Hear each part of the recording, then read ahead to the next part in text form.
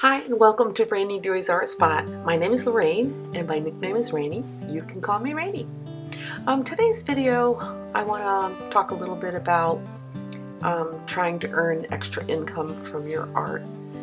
I've been thinking a lot lately about my art goals, and when I retired from my regular job I remember saying I wanted to bring my art to the next level, and I still do.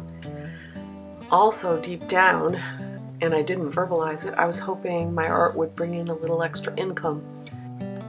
Now, I've sold some of my artwork in the past, so there's a fair expectation that I can probably sell some artwork in the future. Most of the art that I sold in the past was at some of these local art shows in my area. Doing those outdoor shows can be difficult, but it also can be validating.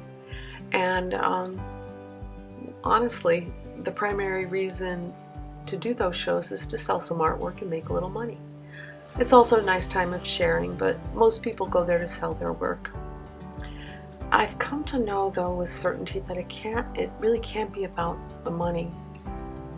Painting for the sole purpose of trying to create extra income, it really can curb your creativity, and for me it has changed my focus at times.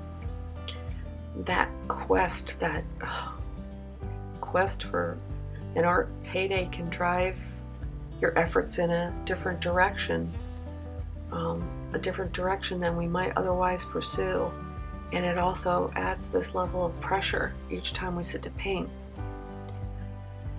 I'm not saying that we shouldn't aspire to share and sell our artwork, but what I'm saying is that it can't and it shouldn't be one of the reasons on the top of your list.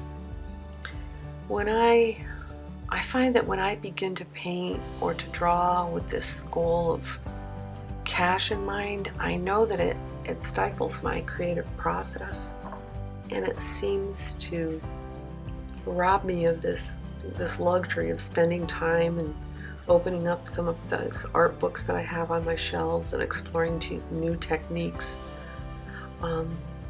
It also keeps me from tackling new and complex subjects. Ultimately, it keeps me from growing as an artist, and I can't have that if I expect to do my best work in the future. If my goal is to do my best work, I need to remove some of these obstacles.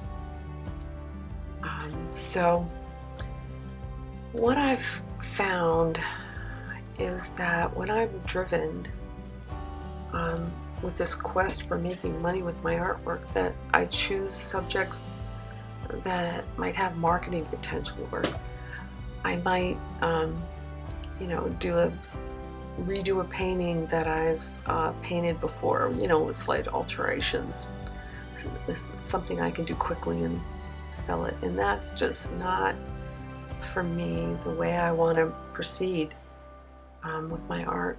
What I've discovered by doing that is I'm repeating myself creatively, and then I become bored with the process, and then ultimately I might abandon my art for a while.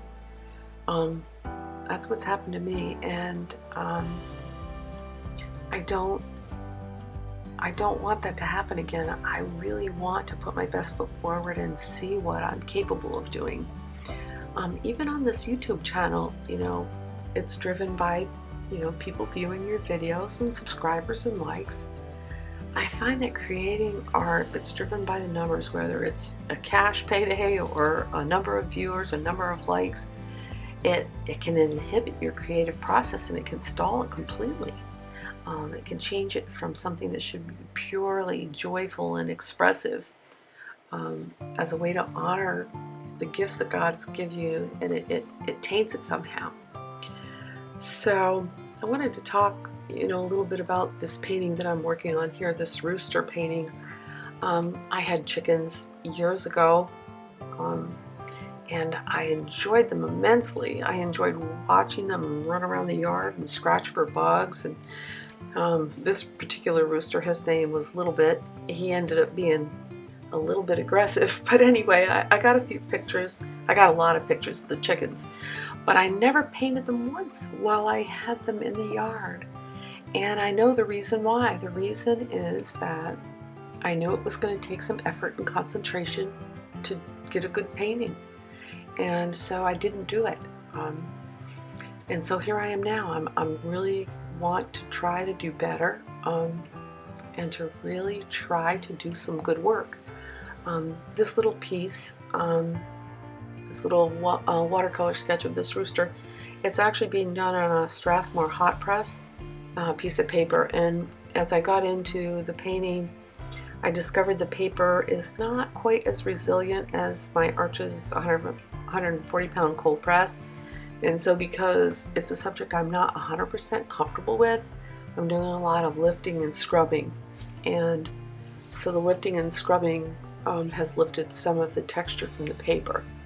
I'm still planning to finish it, but I probably would have been better off using my old standby until I'm really comfortable. This paper, I think, can be great for florals where you want to lay in color and then lift off petals. You know, those complicated subjects like zinnias, they have just this beautiful pattern of petals. I can see where this paper would be great to use for that kind of a subject. So I did most of this rooster painting.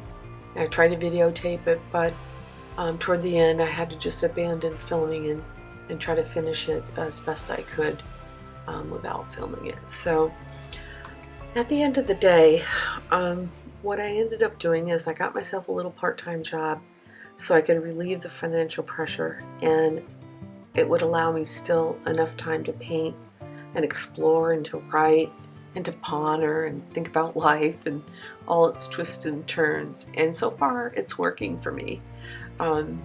It's a nice compromise. And so I suppose what I'm saying is create art, be creative, pour yourself into it, allow yourself to stumble and fall and get back up again. And also, heck, go out and sell some work, but don't let that quest for financial gain related to your art, don't let it define your creative journey. So with that said, get your paints, get your brushes, come on, let's paint.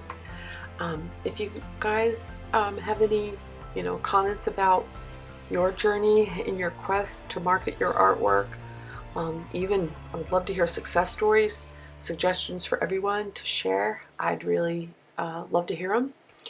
If you'd like this video, please give it a thumbs up and a like, and subscribe if you're so inclined. Again, thank you for stopping by and watching this video. I really do appreciate it.